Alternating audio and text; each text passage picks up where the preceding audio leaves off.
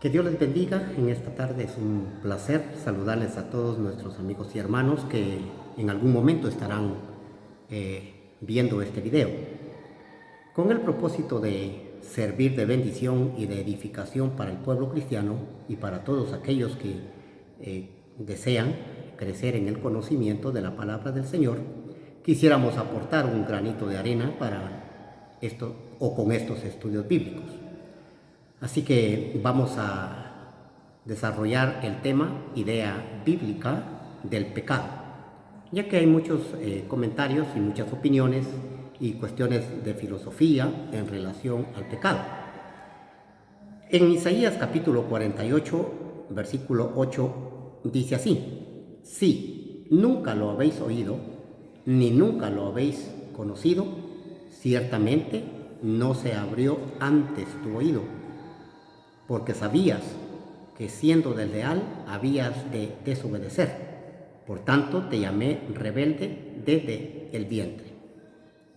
En la teoría en que el pecado es egoísmo, toman en consideración al egoísmo únicamente como lo opuesto al altruismo o a la benevolencia. Otros lo entienden por la elección que hacemos de nuestro yo, más bien que de Dios como el supremo objeto del amor.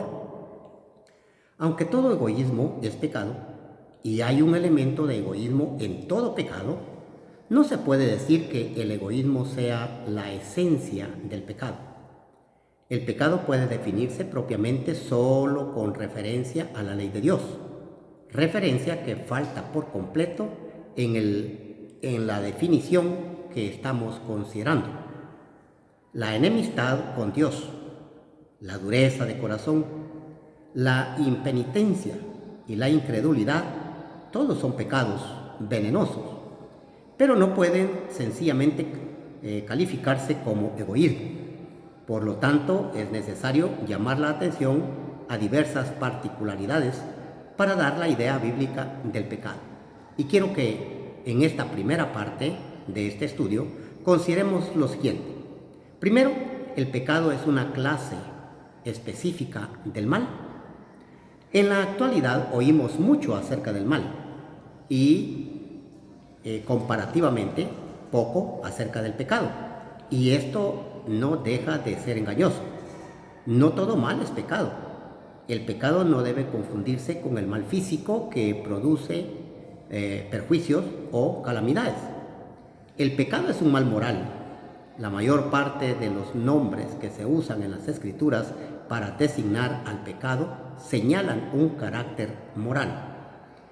El pecado es una acción que equivoca el blanco y consiste en una desviación del camino recto. Es una falta de integridad y rectitud. El pecado es un desvío del sendero señalado. Es una rebelión o negación a sujetarse a la legítima autoridad. Es una transgresión positiva de la ley y una violación del pacto. El pecado es una perversión o distorsión de la naturaleza. En atención al uso de estas palabras y a la manera en que la Biblia acostumbra a hablar del pecado, no puede quedarnos duda acerca de su carácter ético. El pecado no es una calamidad que cogió al hombre desprevenido, que emponzoñó su vida y arruinó su felicidad, sino una carrera malvada que el hombre deliberadamente ha determinado seguir y la cual trae consigo indecible miseria.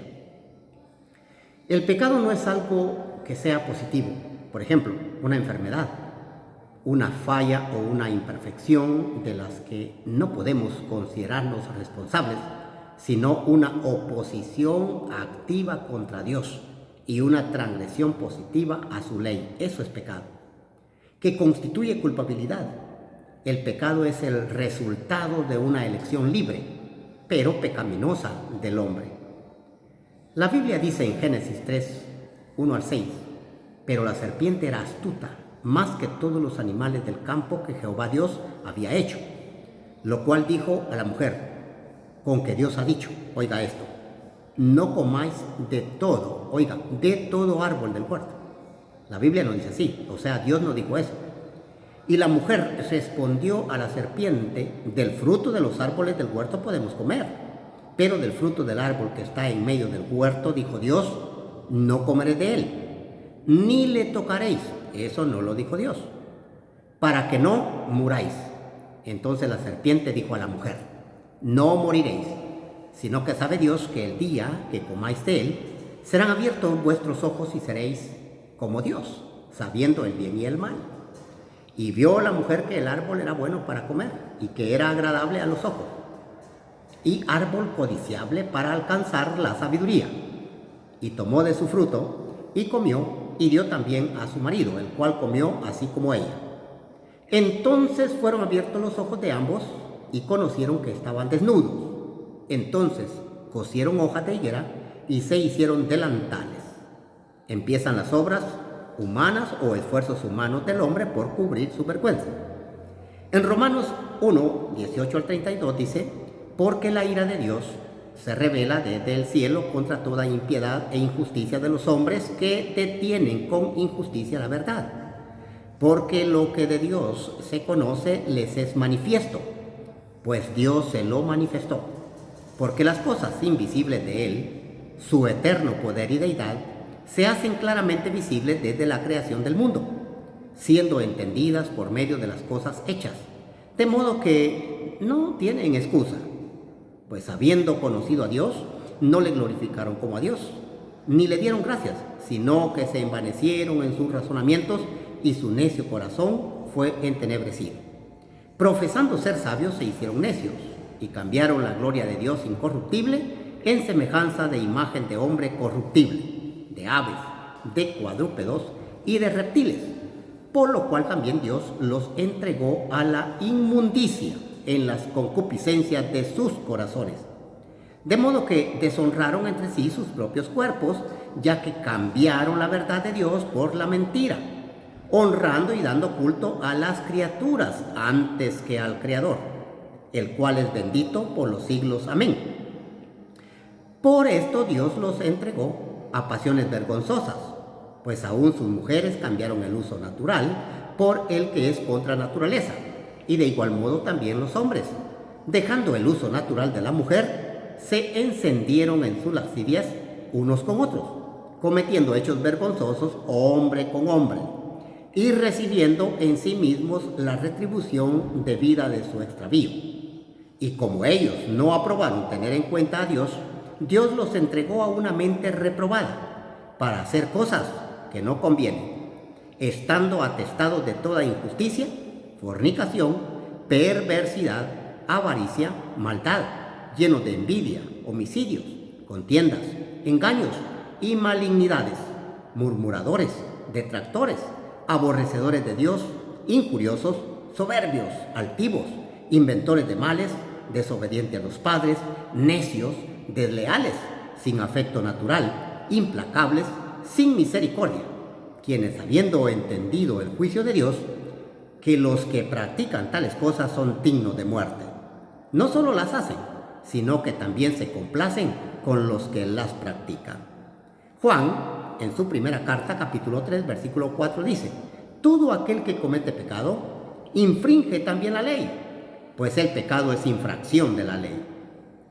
En segundo lugar, el pecado tiene un carácter absoluto. En la esfera ética, el contraste entre lo bueno y lo malo es absoluto. No hay una condición neutral entre los dos. La transmisión del uno al otro no es de carácter cuantitativo, sino cualitativo. Un ser moral que es bueno no se convierte en malo por disminuir tan solo de su bondad, sino únicamente por un cambio radical cualitativo como es el de volverse al pecado.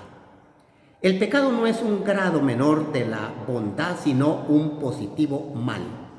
La Escritura no conoce una posición de neutralidad. El hombre tiene que estar en el lado justo o en el lado malo. No se le pueden servir a dos señores. Se le sirve a Dios o se le sirve al mundo. Mateo 10, 32 al 33 dice, a cualquiera pues que me confiese delante de los hombres, yo también le confesaré delante de mi Padre que está en los cielos. Y a cualquiera que me niegue delante de los hombres, yo también le negaré delante de mi Padre que está en los cielos. Mateo escribe en el capítulo 12, versículo 30. El que no es conmigo, contra mí es, y el que conmigo no recoge, desparrama. Lucas 11, 23 repite lo mismo. Lucas dice, el que no es conmigo, contra mí es, y el que conmigo no recoge, desparrama. Eso es lo que Lucas escribió, palabras textuales de nuestro Señor Jesucristo. Santiago, en el capítulo 2, versículo 10, dice, porque cualquiera que guardare toda la ley, pero ofendiere en un punto, se hace culpable de todos. Mis estimados hermanos y amigos, el pecado es una mancha indeleble en el alma del ser humano. Y el hombre no ha sido forzado a pecar. El hombre decide voluntariamente hacer lo que quiere hacer. Muchos se consideran libres y toman esa libertad como libertinaje para cometer toda clase de maldad. Pero no olviden que sobre todas las cosas nos juzgará Dios. Así que reflexionemos sobre nuestra vida, sobre nuestro proceder y tomemos la decisión de servirle a Dios, pues aquí en esta tierra son pocos los años que tenemos de vida, pero allá con Cristo estaremos por la eternidad. Así que la vida más allá es eterna, ya sea para vivirla con Cristo o para pasar el tormento eterno en el infierno. Esperamos que en la próxima ocasión tengamos el privilegio de volver a conectarnos